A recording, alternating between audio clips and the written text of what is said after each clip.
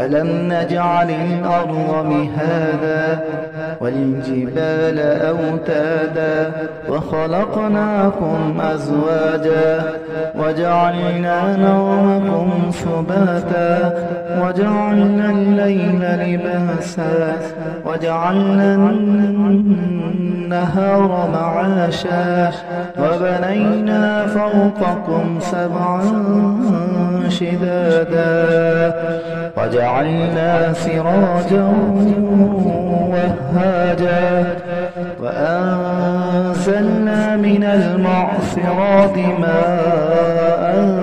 ثجاجا لنخرج به حبا ونباتا وجنات ألفافا إن يوم الفصل كان ميقاتا يوم ينفخ في الصور فتأتون أفواجا